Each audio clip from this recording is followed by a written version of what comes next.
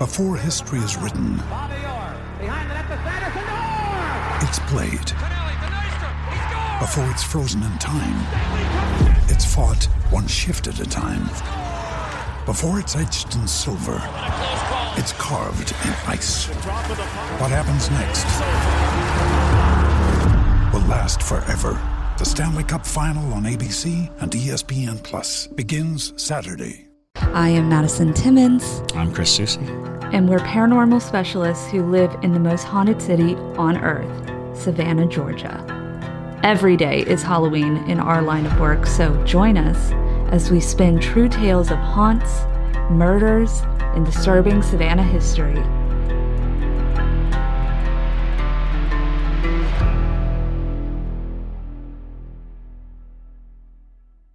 I'm Madison. I'm Chris. And welcome to the most haunted city on Earth. Hello, and welcome back to another episode of The Most Haunted City on Earth. My name is Madison Timmons. I'm Chris Susi. And I'm JT Timmons, and that's Batrick. And that's Jingles. And Jingles. And Jingles is in the corner. Bad Jingles. Bad. Bad Jingles. No, that's an evil giggle. Did Jingles possess you? Yeah. So for all the people who are not para-junkies watching the live stream. Jingles is back here. Shingles. For all the people who are not para-junkies watching the live stream, would you like to let everyone know what we found in the studio just now? Yeah, so for about a week, mind you, we filmed this in a very old building from like at minimum. I think 1896. Yeah, that's what I was going to say, late 1800s, early 1900s. But so, you know, it's not abnormal to walk into buildings like this and smell like kind of musky, weird, mildewy, yeah, mild little odoriferous scents. Of course, but yeah, sometimes there's some. It's an old building. It happens. Odoriferous spots. It's just it's an old building. That's the point. And so for about a week, we've been in this room and we're like, it kind of smells weird in here. What is that? It smells a little strange. It smells a little weird. So, is that you, JJ? Yeah. Always. And so, yeah, we were just sitting here on the live stream about to get started, and JT goes, "There's a dead snake in the corner." And we're like, "What?" And so that doesn't have any ominous overtones at all. Right. Yeah, so dead snake. Dead snake. It was a garter snake. I will be using its bones. And so it did not die in vain. Well, that didn't get ominous at all. No, not for anything bad. I will be using its bones. Not for anything bad. Not for anything bad. Yeah, that's exactly what somebody who's about to do something bad would say. No, that's Jingles. Let's go ahead. Jingles says that. Let's go ahead. Got to keep it rolling. Sure. Let's go ahead and thank some new para-junkies. Okay. All right. We would love to thank Shauna, Natasha, Mary Beth, Fabs, Mr. Chapaco, who became an ultra para-junkie. Awesome. Yep. Anthony Burkhalter, Allison Arnold, and Shayna. Yes, thank you. Thank you very much. Yes, join us. We greatly appreciate you. Yeah, Shayna, I need you to, whenever you can, just message me on Patreon and let me know if it's Shauna or Shayna. Yes. Cool. Yes, and now is a really good time to become a para-junkie because we are, well, I mean, it's always a good time. It's always a good time. Dead of winter, beautiful summer, whenever. The dead of winter, the dead snake era. No, I don't want to enter the dead snake era. Dead snake era. Although the para-junkies are the only ones that got to see the dead snake. Well, at least the ones that were on the live stream, they got to start their morning with that. But I dangled it in front of the camera for them. Yeah, it's cute. All right. Anyways, no, it's a good time to be a para-junkie, though, because we're going to be going to the Conjuring House, as y'all know at this point. We're going to the Conjuring House for JT's 30th birthday, and we are going to be investigating it. We have the whole property to ourselves, and the para-junkies are the only ones that are getting, like, crazy amounts of live streams. Like, we're going to almost constantly be live streaming for them. So if you want to see unfiltered, really cool live stream action of the Conjuring House, become a para-junkie before January. Because otherwise you're not going to get, you might get like a TikTok live at one point, but it's probably not going to be super long. It's not going to be it's not going to be as in depth, I should say. Yeah. So if you're looking for something like that, because we're going to be making a lot of content on the Conjuring House, so it's going to be very exciting. And honestly, we're gonna be celebrating Parajunkies on that day, because they are the reason. They are a big reason of how we were able to do this. They're the reason for the season, because this thing ain't cheap. Yeah, it is not. It's not. We just appreciate them and all of that. All right, cool. Yeah. What else? It is. There was something else that we had to talk about. It was that, and I was just gonna mention that there's a massive. If you're just joining us, we've had a bunch of people just join us, especially when that TikTok went viral. If you're just joining us and you're kind of new to the whole Parajunkie thing, there is so much content. We've built a library of just exclusive stuff, live streams, all types of stuff. I mean, you have hundreds of hours, I would say now. They're practically the Netflix of paranormal content. Yes. Yeah. So, and then you can just go through the posts for whenever you're bored. So if you want to engage with that, we'd love to have you and join the other Parajunkies. They're so nice, and it's really fun to watch them Discord, and because Patreon's updated their application system because they're trying to make it so that creators like us don't have to use all these different platforms like Discord and Instagram and yada yada yada. We can just put all of it into our Patreon. And so we used to have a Discord. Discord sucks. I'm sorry if you're a gamer and you love Discord, but it's just really... Well, it's designed for a very specific purpose, and so when it gets out of hand, it gets really out of hand. Exactly. And so it's really nice because Patreon now has group chats. And so we have group chats for the ultra Parajunkies. We've got group chats for all the Parajunkies, and it's really fun to watch them all Discord with each other and discuss paranormal topics. And they're all very sweet. It's so nice to not have to moderate too hard on those things. Oh, yeah, absolutely. Because nobody's mean to each other and everybody's very respectful, and that's cool. So if you want a community like that, definitely consider joining over on Patreon. Absolutely. Cool. So let's go ahead and dive into our ghost mail. Ghost mail. You've got ghost mail. So the first one actually comes from one of our Parajunkies, Tracy Totten. Tracy actually sent this in after our Dudleytown episode, which by this point you should have heard. Right.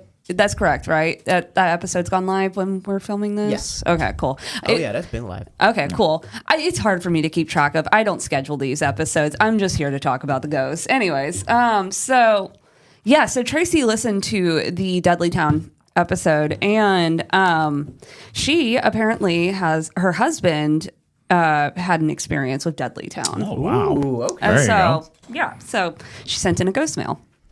So thank you, Tracy. This is what I love.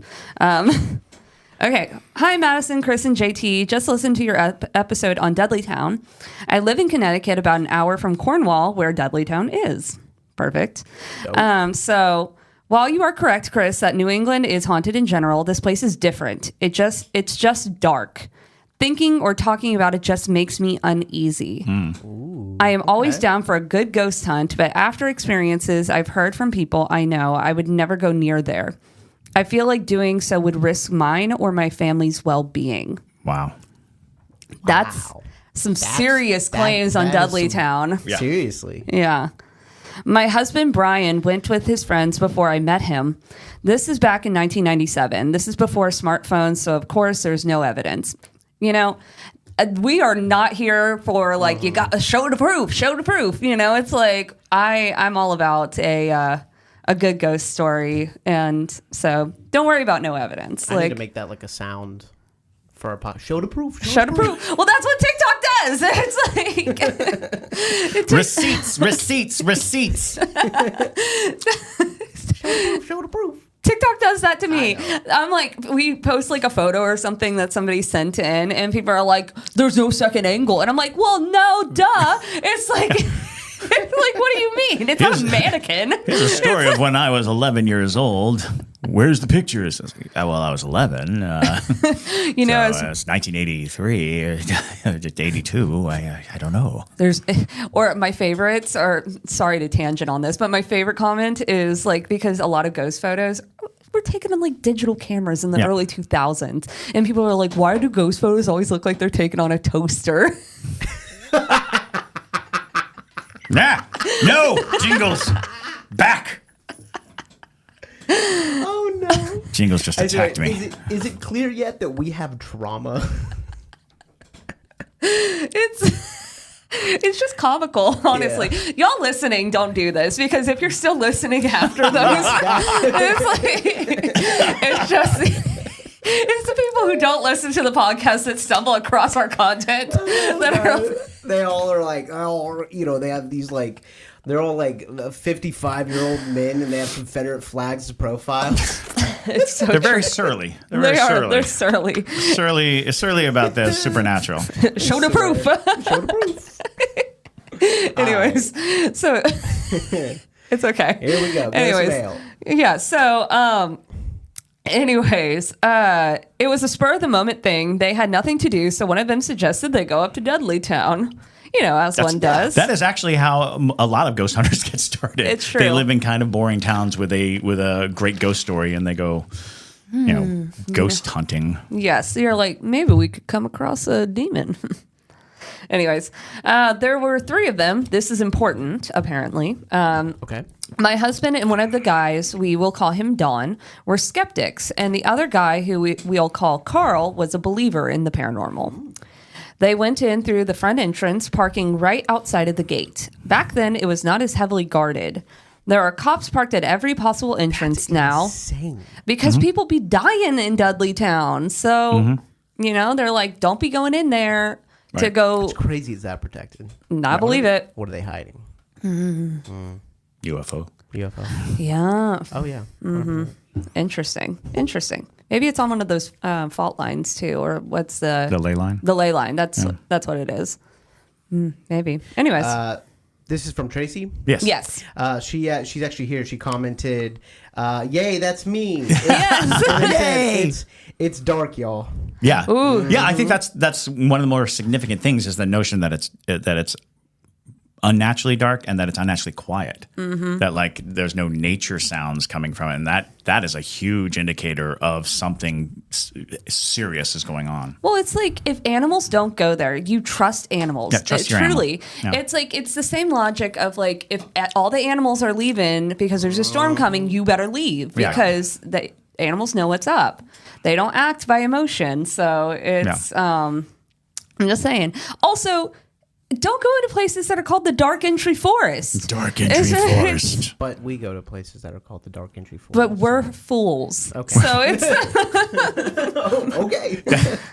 that should go without saying, but we'll iterate it here. We are fools. We are fools. We're not going to say we're professional ghost hunters. No, we're fools. We're professional fools. We're professional fools, like this jester right here. Yeah, that's what. Okay, sorry. Jingles. Oh, jingles. Okay. Anyways, Back to the story. yes. Back to the story. Okay. So, they walked around for about 20 minutes and they wanted to look for the structures of the houses that were rumored to still be there. But he said it was so extremely dark, you couldn't see anything. Even with a flashlight, you could only see right in front of you. That's like, I'm naturally dark. Ooh, creepy. Anyways. It is. That's very creepy. He said that they didn't go into the woods. Good choice. I guess there's a path/clear area from the front entrance. After about 20 minutes and a quarter-mile walk, he said it started to get really windy and cold all of a sudden. Prior to that, there were no sound, no animals, nothing. Just extreme darkness and eerie silence. After the wind/cold air started, the flashlight started to flicker, all 3 at the same time. Okay. Carl wanted to leave immediately. They go back to the car, but it won't start. Oh, boy. Uh-oh. Carl, they're like, one of us. One of us. The darkness is coming for you. Yes. Carl drove an almost brand new Jeep and no reason for it not to start normally. Carl happened to look in his rear view mirror when trying to get the Jeep to start and freaked out. He said he saw 3 white things really far away but moving closer. Brian and Dawn turned to look, and they both saw them too. Oh. That was not where I thought it was going. No. Oh my gosh. They're like, yeah, I know. I was expecting them to be like, shut up, There's Carl. nothing there. Because that's a classic in ghost stories Yeah. is, you turn, you look, you see something, you're like, do you see that? And the other person looks, there's nothing there. But no, when they turn and look, it's like, yes, it's there. Run. Right. Carl said they were Carl said there were graves, 3 guys and 3 graves moving toward a Jeep. What, graves? Graves? That's what it Like- says. Yeah. Like tombstones? So that's what it says. Okay. Graves. Graves. Graves. Wow. Carl said there were graves, 3 guys and 3 graves moving toward a Jeep that would not start. Oh boy. That is like Well, Tracy's here, so maybe. Yeah, Tracy, maybe, can you clarify graves? like tombstones or like holes in the ground before them? Mounds pretty of dirt? that is. All right. That's some horror movie fuel. That is some horror movie fuel, Oh, absolutely. yeah, it is. But Carl was relentless trying to get the Jeep to start. And Brian says they kept getting closer and closer. As they were moving toward the Jeep more, Tracy saying, yep, that's what he said. she's like, I wasn't there. That's the but- story. We're sticking to it. All right, heard that. So there were graves and 3 men in white. That's freaky. That. This might turn into a doppelganger story. Right. What if it's that them like being projected as like, this is where you're going to be, a Dudley town for the rest of eternity. Or we'll take your place. You can stay and we'll leave. It's like the Haunted Mansion. It's like beware of hitchhiking ghosts. For those of you listening, we did the hitchhiking ghost. Yeah. Hitchhiking. And we're just pretend we're in a doom buggy. But It's easy to regardless. forget that there are people who are just listening. Yeah. Because we have cameras and everything, so But anyways. all the sight gags just disappear. So Carl was relentless trying to get the Jeep to start, and Brian says that they kept getting closer and closer. As they were moving toward the Jeep more, Carl finally got the Jeep started, and they left. Brian said he still isn't sure if they were graves, but he knows there were 3 figures of some sort coming toward them. I remember the first time he told me this story, and the feeling of dread I got was overwhelming. Connecticut has many hot spots for paranormal sites. One being in Union Cemetery in Easton, where people claim to see a lady in white. Easton is about 10 minutes from us, so I've been there several times. Nothing notable happened to me yet, but Brian went there as well with friends before I knew him, and he said nothing out of the ordinary happened while they were there, but someone had brought a disposable camera. This is still the late 90s. And after the film was developed, there was a photo that was taken with a tree next to the church. And in that photo, there was a man hanging from the tree. Tracy, if you can locate this photo, I need to see it. To see that photo. Absolutely. It's hard when when you have physical disposable camera photos. Because, sure, some people Pictures kept don't their always photos. last, yeah. Right. People I don't keep think their I have a single hard photo of my life. Really? Yeah. Oh, my parents had like... Oh, my parents have albums. Yeah. But me personally, Yeah, that's fair. But yeah, it's hard to keep track of things like that, and also takes up a lot of space. Anyways, so after the film was developed, the man hanging from the tree. So Brian says the person in that photo was hazy, almost looked like a full person, but you couldn't see the face or what he was wearing. Just what that head was hunched over. yeah, I have a picture just like that. Do you Here really? in Savannah, yeah. Ugh, creepy. Big yikes. That's all for now. I have more stories, just need to find the time to get them out of my brain and into Ghostmail for y'all. Stay spooky, Tracy. Hey, thanks, Tracy. Yeah, Yeah, I keep love them that. coming. That was great. That was- and a good Dudley Town story Yeah. too. Well, it's that's what we like is, when we talk about these places, like if we talk about like your hometown and we're telling like your ghost story or something, you have an experience, send it over to us, because that's the best part of it. Is like, you can get as much research as you can from, the internet, the world, whatever. But there's nothing like getting somebody's firsthand experience with a place, because you can know the history of it all you want, but people's paranormal experiences sometimes can differ. Very true. And yeah, having those different perspectives and personal stories are the best, because for all of folklore and all of like paranormal research, put that aside and give me the story of that time you saw something, you felt something, you had that experience. And I think we were hoping to do a series on these abandoned, forgotten towns, or these, there's one in Ohio that I think they call Helltown.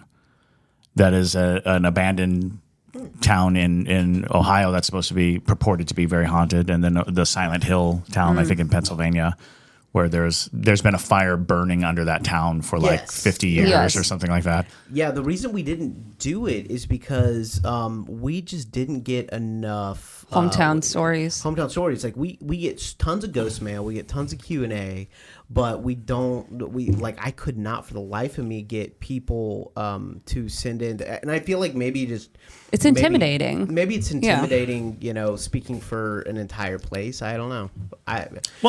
We can find the abandoned places. I mean, there's like 50 ghost towns in Georgia. Right. Old Ebenezer is literally like a 20-minute drive from where we are. So there's definitely plenty of great stories of these abandoned towns and abandoned places. I'll tell you what, if we have one, and I've been holding on to it because I'm waiting for more to come in of people listening to that episode, because all these past episodes get rewatched every day. Right. And so I'm waiting for someone to send in a hometown haunt.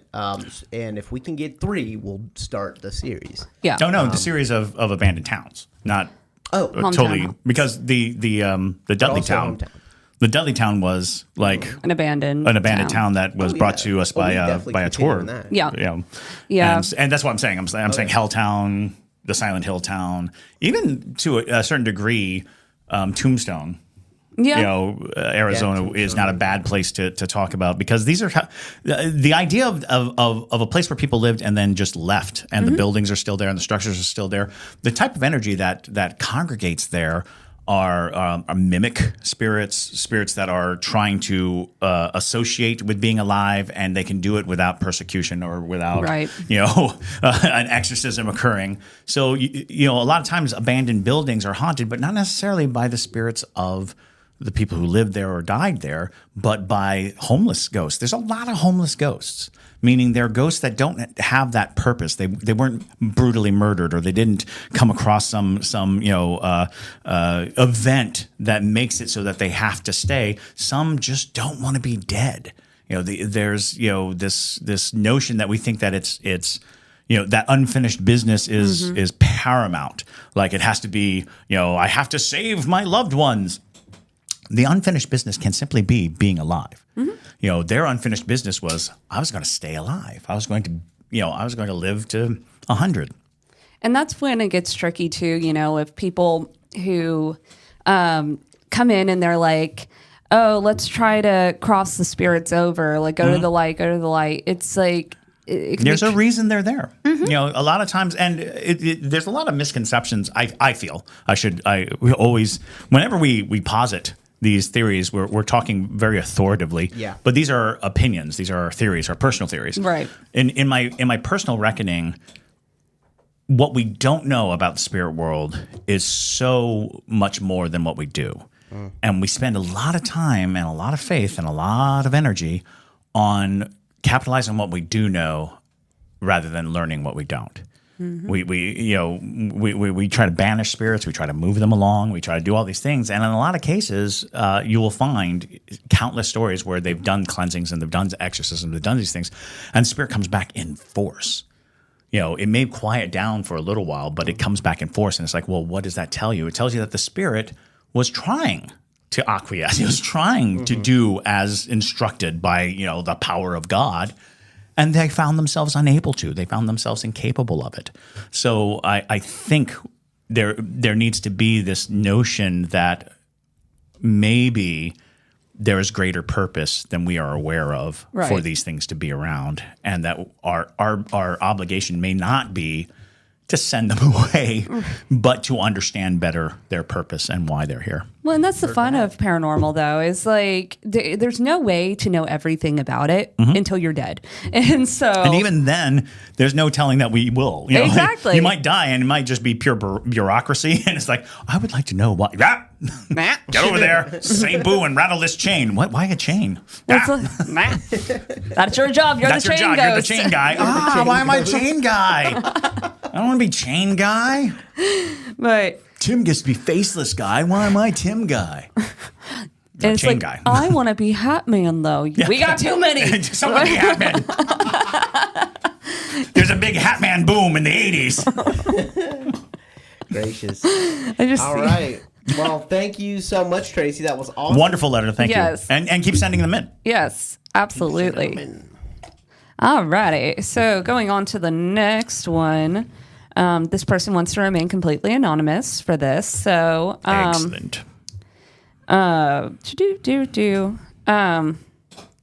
started listening to Yins back in September. You must be from up north. Yins? Yins? Yeah. Yinz. Yins. I never heard of that. I don't think that's a North thing. I think it's a New it might be Jersey thing. a Generational generational thing. Yins. Maybe, yeah. I've heard Yuns. Yins. Yuns. Yuns. Oh, Yins. Yins might be like the shortened version of Yuns. Pardon our southern, but anyways, it's One country. yeah. Started listening to Yins back in September, and am now on my second time through all the episodes. Wow, good on you. Yeah. Jeez. Thank you. Whoa. Thank you. I'm barely paying attention while we're recording them. Yes. Dang. So absolutely love what y'all are doing. Okay, here's my problem. Uh-oh. Uh-oh. I'm not religious. I mean, I've worn a Saint Benedict bracelet continuously for the last 5 years, but that's because I saw a ghost once, and in my hand, it keeps them away. But that's not relevant to this. I believe there'll be some relevancy. Oh, yeah. Mm-hmm. So my biological father and his side are Irish Catholic. I guess that's relevant because I've always had an affinity for rosaries.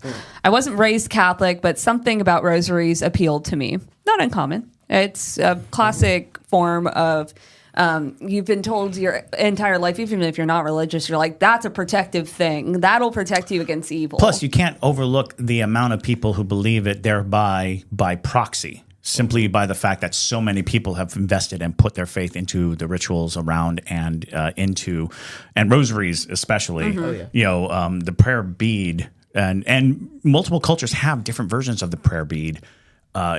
They carry a lot of power, and they don't have to necessarily be your faith. They don't have to be your power. Because of such a wide thing. We talk about the crucifix is oftentimes used as an idea. And yeah, if your faith is in it, that certainly makes it stronger, but there is a kind of a blanket of protection. So I just like them and have curated a small collection over the years. A while back, I found a website that makes custom rosaries out of paracord. I thought this would be a cool addition to the collection. I thought. Uh-oh. This rosary is a double. Instead of the typical 10-decade rosary, it's a 20. The decade beads are skulls in an homage to my being a Freemason, memento mori. Side note, Catholics aren't allowed to be Freemasons by order of the Pope. They are not. Wow. The cross is an Italian Holy Trinity crucifix, and there are St. Michael and St. Benedict medallions attached. When I got this rosary, I was so excited. I took it to work to show everyone. I'm a paramedic, which is important to this. That first day, I hung the rosary on our rear view mirror in the ambulance for good luck. By the end of the day, my partner was cursing that rosary. We had 3 cardiac arrests that day. We typically have one at this service a month. Cardiac arrest equals dead. And these weren't DOAs. Dead upon arrival. Right. And these were witnessed arrests that needed CPR, medications, intubation, etc. Very atypical for a shift, but no biggie.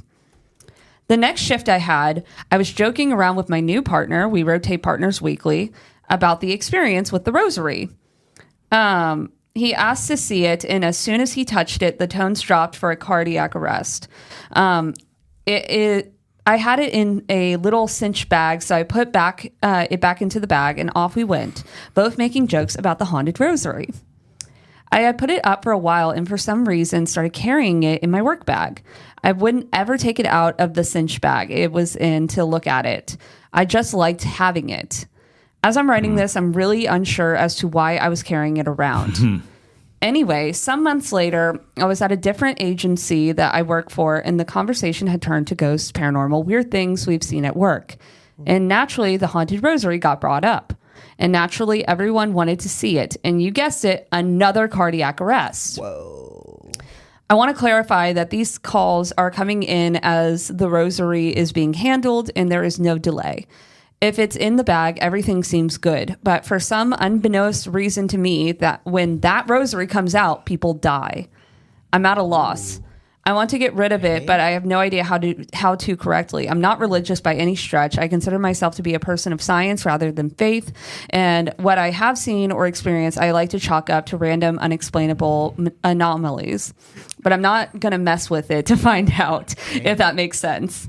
I just worry if I throw it in the trash can or burn it or throw it. Don't do any of that. Or throw it in water. I'm going to piss off whatever's messing with this thing. It was handmade and brand new. I don't understand any of this. Please help me out. It's currently in the cinch bag, which I tied with 3 knots. Felt appropriate for some reason. Right. That's correct. That's correct. Sitting in an old tobacco tin in my living room. Thank you. And remember, anonymous. Okay. Yep. So I have a very novice idea on what to do with it. Sure. Is to just give it to the church. Let them deal with it. Oftentimes, you can take cursed objects to churches, and they will attend to it.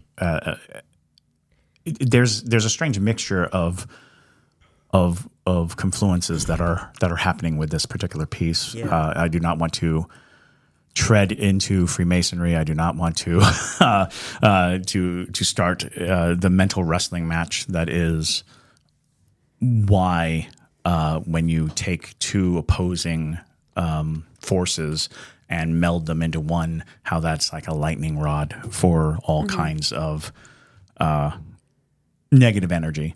But one of the main things that you can do for any object that you find that is troublesome to you is to perform a rites of burial. It does not have to be of faith. It just has to be of recognition that this world is done with them in a way. So burying cursed objects in a ritualistic fashion. It can't just be I dug a hole and threw it in.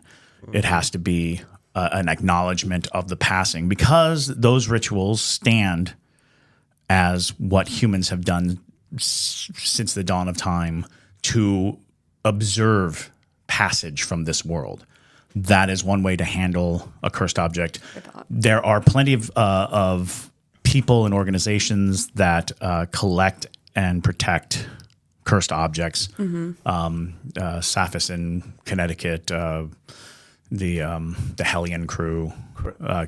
So there are people that you could seek out that accept them, and it is a part of what they do. So you look at curators of cursed objects, the Museum of Cursed Objects, those kinds of people. They will take it and utilize it correctly. But I think intriguingly, there's more to it, because I think there's a very personal, connective thing happening, and you might have to reconcile something. And and I say this only because it is channeling through your profession. It is not channeling through like a broad calamity. It's not something calamitous around you. It is channeling straight through, right to where you are and where you work. So there's something in my mind that says this might be, and again, you're wearing that St. Benedict. Which in your opening comments, it's like, oh, the person without faith utilizing an item of faith to protect him against things that he probably shouldn't believe in if he has no faith. There's a conflict going on, and I think something might be trying to make you aware of the conflict, of the fact that you have a deeper conflict that, and you said it. You said you were a man of science, and when a man of science is faced with things that he doesn't understand, it actually propels thought. It makes a deeper sense. So it's possible that all of this is to bring to your awareness something that you have neglected, turned your back on, or simply haven't considered. So this might sound outlandish to you because you're not a very religious person. And I'm not Catholic by any stretch of the imagination, never been Catholic, nothing like that. So I'm not super well versed in the saints, but I do know that St. Michael is the saint of military and police forces and would overlook paramedics, in my opinion, if that would fall into his domain. What I wonder... Yes and no, because there are also saints that are for medicine. And sure. So it depends, because St. Michael is a flaming sword, right. Which might be to your advantage. Right. And so there... Yes, I'm sorry. But yeah, so it's interesting that St. Michael appeared on this rosary as one of the saints that was chosen. I don't know if you chose St. Michael specifically. So it makes me wonder if you're looking at it from like a deity sort of perspective, like working with deities and involving it in your, because anytime you use an imagery of a deity in your daily life, that is honoring that deity, and that can be seen as an offering. Because people think... Hanging it from your rearview mirror absolutely is... Right. It could be considered an offering. Yeah. And so people consider, usually they're like, oh, an offering is like I leave a loaf of bread on an altar. And it's like, here you go. Deities, this is your offering. It's like, it's not like that. You can do offerings of your talents or your energy, your... Just recognition. Recognition, exactly. And so it makes me wonder if St. Michael...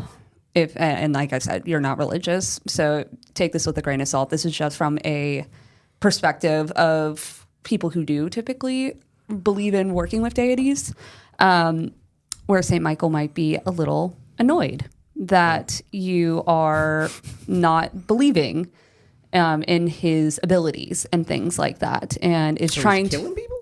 Not could be a show of power. Yeah. I mean, that's not an atypical. Yeah. I mean, the Bible is full of instances where God uses rampant death to prove a point. Right. Well, and especially because it's directly something that you are going to have to deal with. So it's just putting you in the on position. the path of these things, because obviously you're recognizing that this pattern emerges, that when this rosary is unsheathed, when the sword comes out of the sheath, death occurs.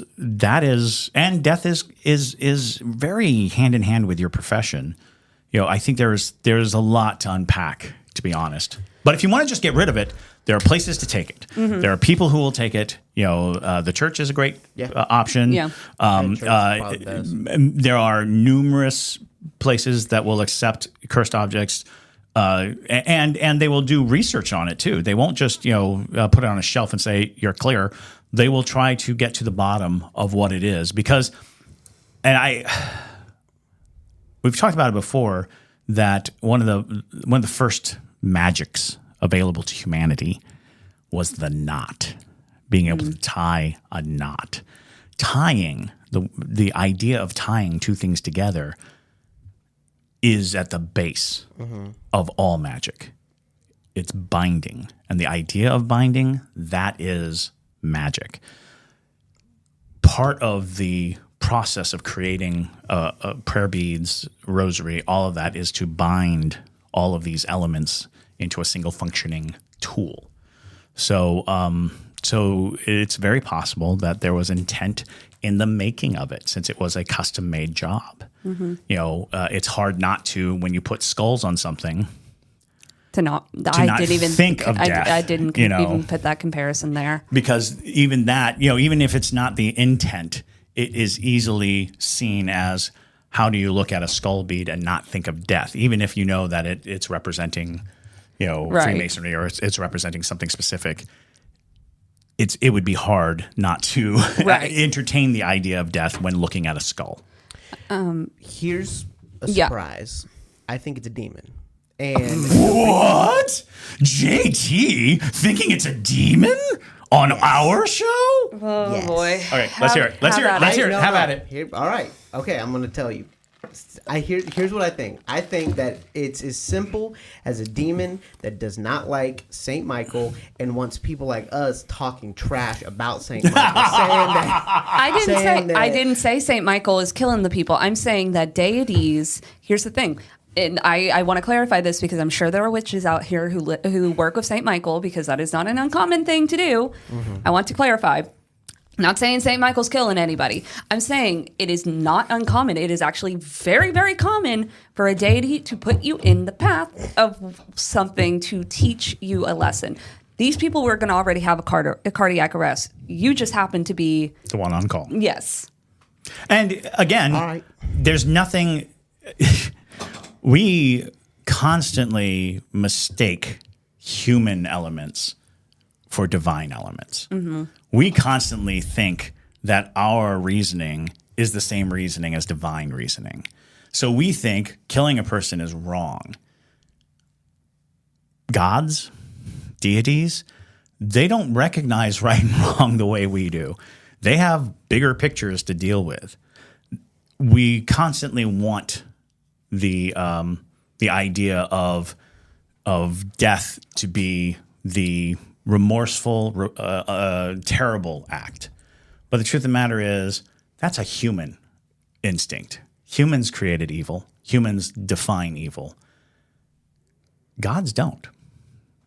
Because that's the big question. How could God let bad things happen? Well, you know what? It's not bad to God. Yeah. It's not bad to God. If it was, he'd stop it because he has the power to. So what we have done is we've created systems where almost every evil act does derive back to a selfish desire for preservation. Murder is wrong because I don't want to be killed. Stealing is wrong because I don't want people to take my stuff. Sleeping with a wife is wrong because I don't want you sleeping with my wife. However, I'd like to sleep with your wife, so I'm not going to make it wrong for a husband to have multiple women. I will make it, the morality is shaky simply because the laws and the rules, as interpreted by humans and men, basically, serve man. They don't serve God. Which is where, studying many texts of religious practices, don't stop at the Bible, read the Quran, read the 7 Pillars of Wisdom, read these other things, because what you'll start to see is there is a common message. Love your neighbor, common message.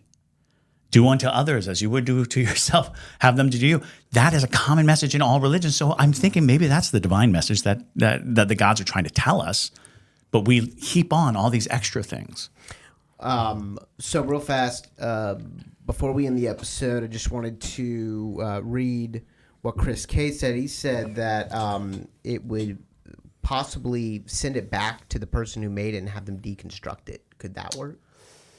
That's not a bad idea, but again, we think that it is a message for the sender. The person who has the rosary. So even in the deconstruction of it by the original person, because I was saying, even if you send it to give it to his church or give it away or diminish it in any way, the message to you will probably still be present. Yeah. And even if nothing else ever happens, you're carrying around with you a knowledge that you can't contend with. And I think that there's room to suggest that you are being tested, that you are being given an opportunity to expand what you know, And it sounds like you already have. I mean, you wrote to a paranormal podcast. Yeah. So that suggests that you have gone beyond the point of what you can reason and into what's unreasonable to the reasonable mind. That's dope. Yeah. I just, I would say if you don't want to get rid of it in that capacity, like you don't want to give it to a church or whatever, best thing to do is one, stop carrying it. No, Keep yes. it, and keep it in the two, tin, keep it at home. I know. Stop carrying the sachet too. Put it away. Away. Because the more you carry it again, going down the pathway of working with St. Michael or working with any deity, you keeping hold of it in your daily life, even if you're not putting it up, that is giving the signal that it's like, yes, I'm agreeing to this relationship and whatever you're trying to teach me. It might also behoove you to wonder if you're not compelled to carry it. Interesting. Maybe it doesn't seem like it, but there might be something working, some machination going on that compels you to keep it nearby, to keep it within hand's reach, to keep it where you could show it to people. So maybe that's worth a little examination. Although you did say that you want to get rid of it. So the question is, your desire to get rid of it and your continuance to carry it conflict. Mm-hmm. Yeah. So again, I feel like you're being given an opportunity to examine both your faith and the world on a larger scale. Yeah. Very fascinating story, though. It's a really fascinating story. Yeah. Oh, can you send a picture of it, by the way? Yes. Yeah, that would I be hate awesome. to consider you taking out, but don't do it in the work environment. Do not do it where you're near your vehicle or your job. Don't do it on the job, since it seems like that is a part of its purpose. Yeah. But if you could send us a picture, I'd love to see. I'd also love to see it. This. Yes. And this I thing. also smell a Ghostmail short film coming because the Cursed Rosary sounds freaking awesome. It is freaking awesome. All right, well, cool. We're good to go, Awesome. Maddie. Cool. Alrighty. Well, thank y'all so much. Well, those were great Yeah, ghost mails. great ghost ghost mails. So good. Cool. Well, thank you guys so much for listening to today's episode. If you have a ghost mail that you want to send us, send it to ghostmail@hauntedcitypodcast.com. Yes, if you send it on TikTok, I'm going to have a really hard time finding it. So please send it to ghostmail. Other than that, though, my name is Madison Timmons. I'm Chris Susie. And stay spooky, y'all.